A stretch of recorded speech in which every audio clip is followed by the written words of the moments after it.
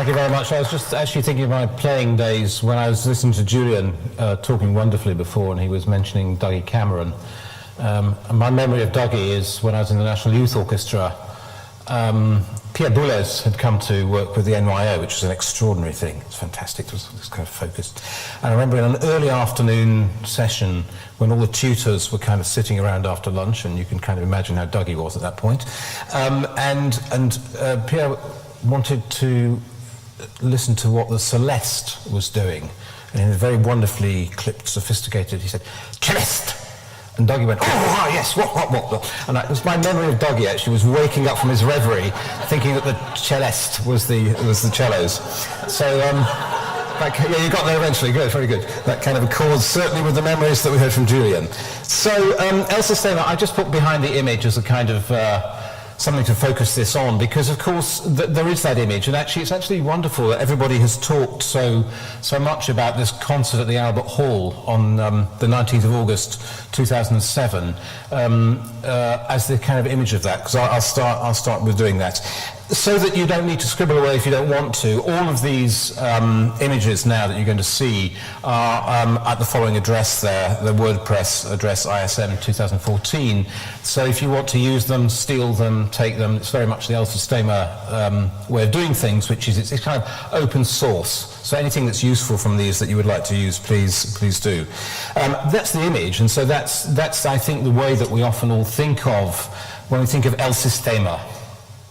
We think of a packed Royal Albert Hall with an audience of English, or maybe I should say British, I don't know, people going berserk in the way that we don't normally do, so that the Venezuelans seem to have unlocked something in us. And in many ways, I think that's the fascination that a lot of people in this country and in many other countries in the northern, western parts of the world have for El Sistema, which is this kind of incredible excitement it causes. And that's, I think, the image a lot of people carry for them. This is the image of El Sistema that I remember when I first encountered it, which was when I lived in Venezuela in the late 1970s. And after I'd been there for 3 weeks, I was told that a man called Jose Antonio wanted to see me. I thought I was in trouble with a kind of drug cartel or something. So I duly went to see this man called Jose Antonio, who incidentally was in the same office that he now still works in. It's extraordinary. And that's a picture of him. I put that image up there because not many people know this kind of sense and the feel of the extraordinary energy of that guy in the 1970s. So Jose Antonio Abreu, who formed El Sistema in 1975 after he'd been away in the States for a year, came back. And the interesting thing is that it didn't begin as a sort of social action music program for the disadvantaged.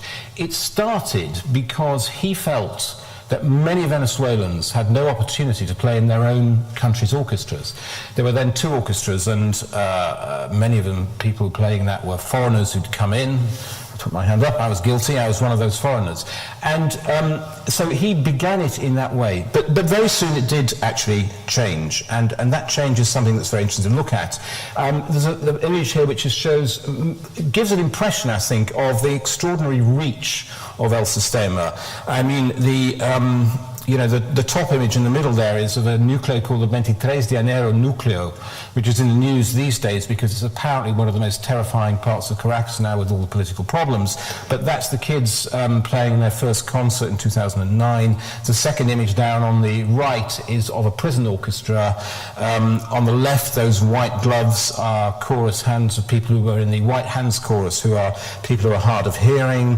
The top image on the left is Abreu at one of their normal concerts. So that's in that was actually in Barquisimeto in the stadium. There were 20,000 spectators there screaming when he came in.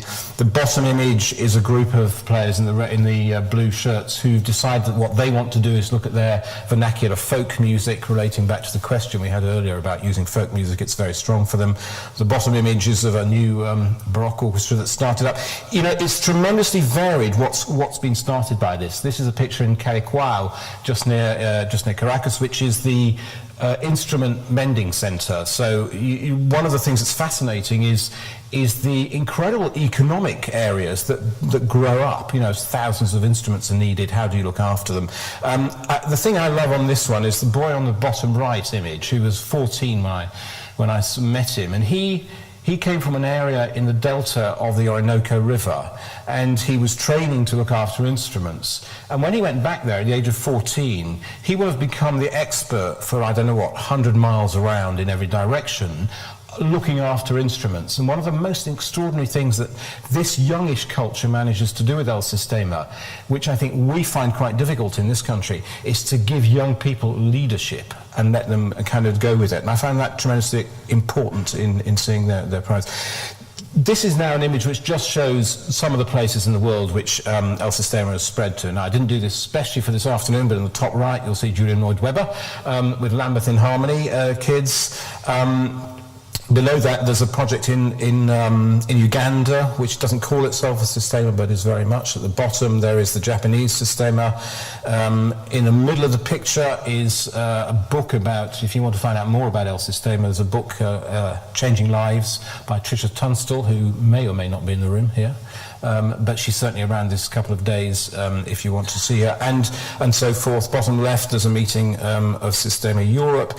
This thing has really spread into all the continents in literally hundreds of countries. Sistema Global, I think, has now become the kind of go-to place for anybody who wants to see on a world stage, on a global stage, what the project is about. Here in green I've put the countries in Europe that either have Sistema projects or Sistema-inspired projects, or indeed are beginning them. And every single time I show this slide, it's become out of date. I had another one. Last time I quickly put Luxembourg and Northern Ireland and Ulster on. This time I notice that I think there are some people from Holland who've come to begin to look at things. That's not down there. There are the Dutch. Great. I'm sorry, you're not green yet. I'll colour you green after this afternoon. I'm a bit badly behaved in all those things, including, I think, at the top there's Greenland, which I think we've appropriated for Sistema Europe. Why not? Anyway, that gives you an idea of the kind of the distance that El Sistema has travelled from the Arctic Circle to the Mediterranean, from the Atlantic to the Black Sea. However, here's the question which might interest you more, which is, what exactly is it? How does it work? What are the values that drive it, and what's the methodology? If you want to see or read about, I'm not going to bore you with lots of words on screens for the moment, but you'll see here there's a link to 2 or 3 pages where Sistema Europe has put down the values, the kind of the methodology, how you might go about it. But what I wanted to do very quickly is just spend a little bit of time flicking through what for me are the major values, the major aspects, the kind of non-negotiables that make an El Sistema project a Sistema project. I'm hoping at the end of this, maybe Dick, give me a shout if there's not much time. I've then got a very short film I wanted to show, if you think that I need to go on to that, because I'll just go on further. Okay, focus on social change. This is in a way one of the big things. This is not a music education project. I'll say that again. This is not a music education project. El Sistema really is a social action music project. It's about how we all can develop through the vehicle of music, and as I go on to explain, through the vehicle of playing music together in a certain type of way. And so I always think that that's a really important thing to. It doesn't mean there are not huge synergies and connections with music education, but the music education that happens within a context that is about us all developing and improving as individuals. And that's one of the things which is absolutely key for José Antonio Abreu, certainly with El Sistema. That doesn't mean that it's not about musical excellence. One of the extraordinary things about El Sistema is that although it starts as a social program, for me one of the most freeing things is it made me realize that access and excellence are not opposites. For too long now, we've laboured under this idea, do you want to do education or do you want to do good musicianship?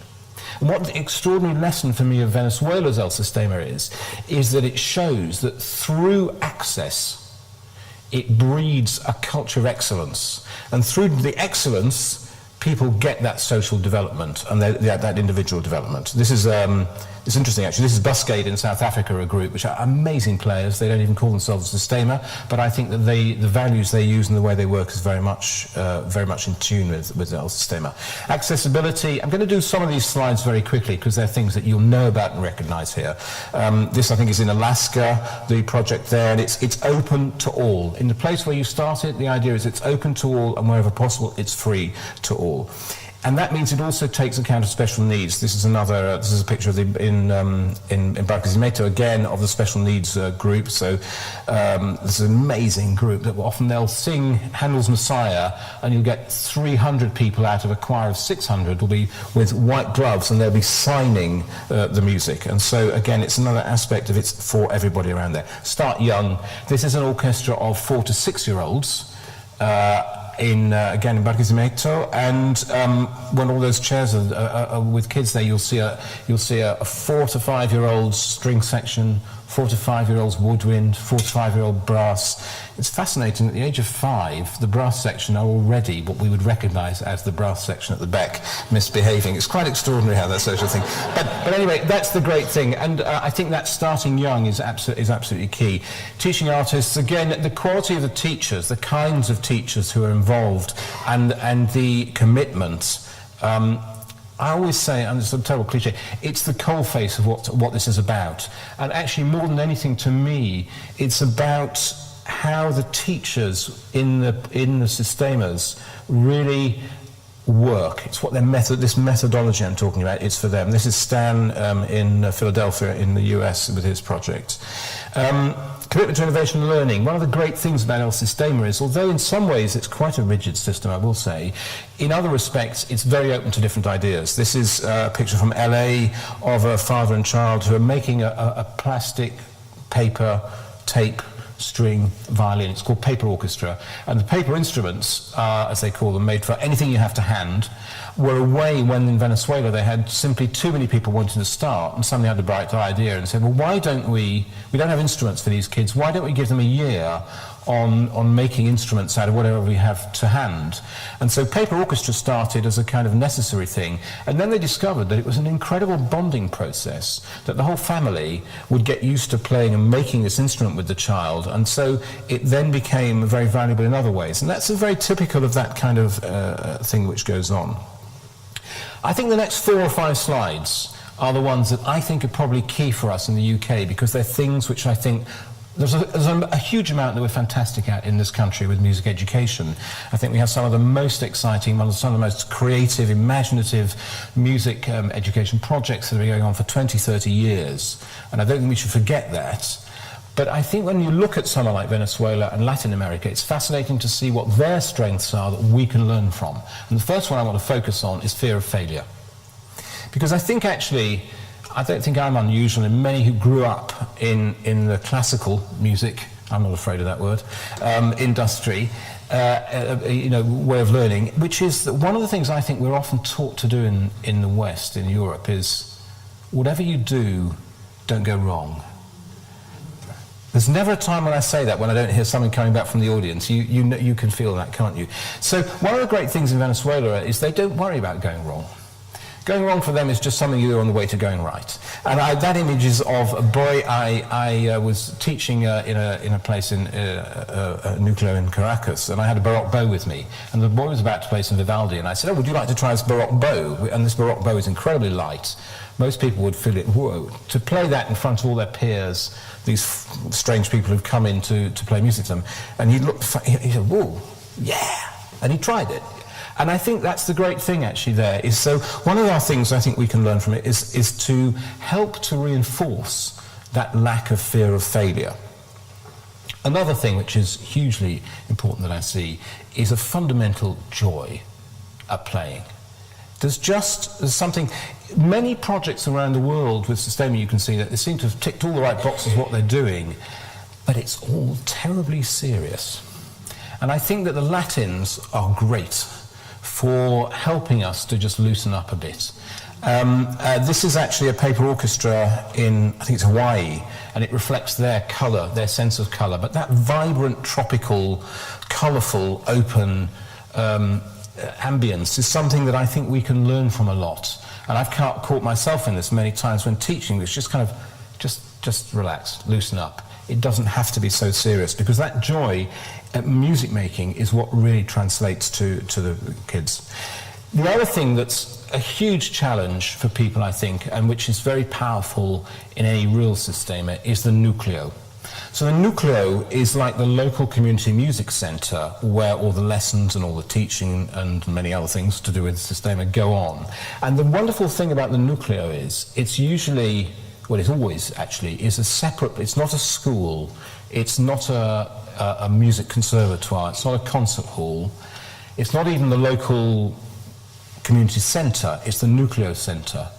And what that means is that you can make and import the culture of El Sistema, of whatever you're doing, throughout the entire place that you're working in. And it means that you can own it as a teacher, it means your kids can own it. And I think that's that's a picture of Carmen, who is she's the kind of fixer in Guarenas, just outside Caracas, of the nucleo there. And that's, as you go into the nucleo, that's what the kids have painted onto their front wall.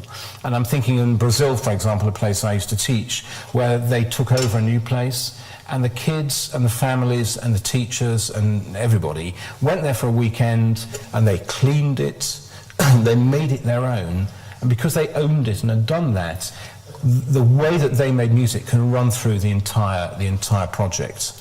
So that's something we find quite difficult. And it's interesting, in Venezuela, the nucleos are usually kind of old buildings that nobody else wants, so they can just take them over and do what they want with them. And I think that's a very important thing. Peer teaching, another really key one. Maestro Breu is this famous phrase, the person who can play 3 notes is the teacher to the person who can play 2 notes.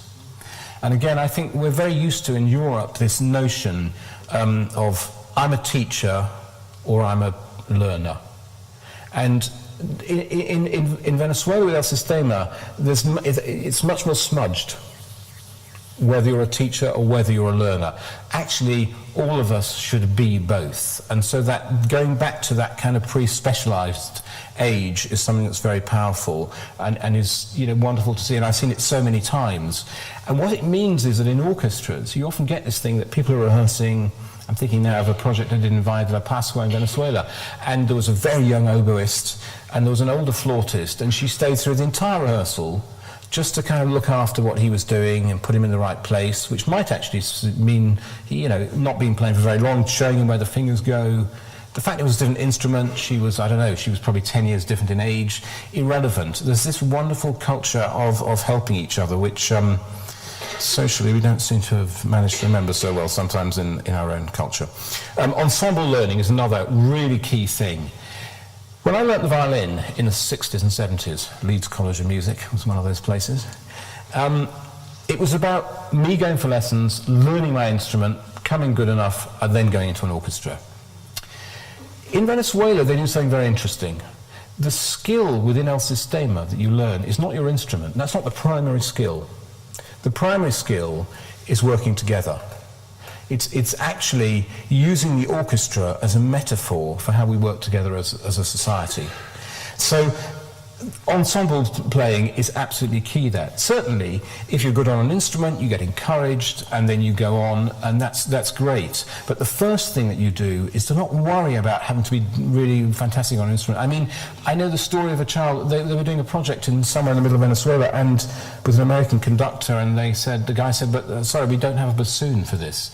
And so they said, oh, well, we'll find that. We've got an instrument somewhere. They brought the instrument, they brought this boy, and they said, okay, he'll do that. And the Canadian conductor said, but this is a Beethoven symphony, and he's never played the bassoon before. And we have a concert in 2 weeks' time. And they said, 2 weeks, that's fine. We can change the parts. We'll write some other way of doing it. He may not all the notes, never mind. And actually, that's what happened. You know, it's tremendously powerful, that idea that what you're there to do is to be fantastic at working together, rather than in your own little box, becoming good at your own instrument. Frequency. This is I think this is in Coro in western Venezuela. Those kids there in the nucleo there, like just about any nucleo in Venezuela, they're doing 4 hours a day, 6 days a week. So 24 hours is the basic amount. That's quite a challenge for us. but it's an interesting thing to look at. And they're not rehearsing all of those times. They're doing lessons. Some of the times they're just kind of hanging around talking, but they're in the nuclear for that amount of time. And I think that's a really big pointer to that, to the difference. Performances, again, any excuse to perform as far as the Venezuelans are concerned. Anybody who walks in the room, if they're not used to being the nucleo, the kids will perform. That's what. So doing a concert doesn't become a kind of end-of-term nervous breakdown if in case I go wrong. It becomes like breathing. It's what you naturally do. Somebody was talking about community involvement before. Well, there's community involvement for you. That's La Vega, which is one of the areas in Caracas, and that's... what's that name of that conductor again? Anyway, working with the Simón Bolívar in La Vega, and people just coming out in their thousands. But actually, community involvement is something that we've done in a very powerful way in this country. So it's these are other kind of things which I'm not sure are so key for us as new ideas to learn. Social cohesion, again, this is a violinist in the Simón Bolívar orchestra who's talking to one of the kids in Lambeth in harmony, and the kind of ease with which the music language becomes their language to work with anybody that they come across. Last 4 slides are about leadership. So there's one of the things that I've really been impressed with El Sistema is the extraordinary quality of leadership at every area that you come into. So the strategic servant leader, José Antonio Abreu, who is very famous, who runs the thing, Gustavo Dudamel, the artistic leader, that's a wonderful image that was painted in La Vega as a graffiti on one of the walls. Fortunately, the traffic's so slow in Caracas that when you see a thing like that, you've got time to actually take the picture before you pass by it. And anybody who knows Venezuela well will know that he's been painted as if he is the national hero, Simón Bolívar. And it's fascinating, because if after the Second World War you found that, let's say, well, he wasn't working then, but let's take somebody like, I don't know, Adrian Bolt had been painted on a wall looking like Churchill. That's the significance that the Sistema has in Venezuela now. The wrong way around. This is Jesus Rodriguez, who runs the nuclear in Merida in the mountains. You'll see his 6 kind of wonderful diplomas on the wall, his 3 phones, his car keys, his cups of coffee and water. He is the implementing leader, and there's one of those in every Sistema running around. There's often an artistic leader and a community leader who really makes sure everything happens. And again, there he is smiling. It's all fun as far as he's concerned, even though things were happening there, which we would consider to be kind of traumatic chaos. But no, it'll be fine. The concert's not till tomorrow. And the last thing is the young leader. This is actually Simi, who I think Julian was alluding to when he talked about one of the players in Lambeth in Harmony, who has a real talent. He's a cellist, and he asked one day if he could conduct. So, here he is at South Bank Central in the Claw Ballroom, conducting Lambeth in Harmony, and, just trying it. Wonderful. So those are 4 of the kind of the leaders. So that was just a very, very quick run through some of the images that I used to try and talk about what the values of El Sistema are and the kind of things to bear in mind. For me, in a way, they are as important as the nuts and bolts, how does it happen, how many hours, all the rest of it. It's what are the values with which you do the work. And I guess for me it's all summed up in one phrase, which is this incredible generosity of spirit that you encounter wherever you go with those people. How do we know it's worked? Well, there are kind of 2 answers to that question. And the second answer... can we just wait 1 second before going into that? Thanks. Or maybe I've done that, I don't know, by pressing it. We're going to hear from somebody who's done a study that shows what seems not to have worked. But I'm going to try and reel back to the beginning now and see if I can defeat the technology. To say that the other way of showing whether or how it works, I'm a great believer in showing. Enough telling, let's see the showing. So what you're about to see is an 8-minute film of the very first convening of the Sistema Europe Youth Orchestra camp, which happened last summer. And you'll see performances where the kids are playing, actually with the Infantil, the new children's orchestra of Venezuela at one point. At another point they've come to play for the European Union Youth Orchestra, these rather exalted, well-trained musicians, the cream of 28 countries' players, who were absolutely knocked out by a group of kids, many of whom have only been playing for a few months. I should stop talking now. This is what shows it to me, and then we can kind of go on to hear from some others. So let's see if I can get the technology right second time round. There you are, failed first time round.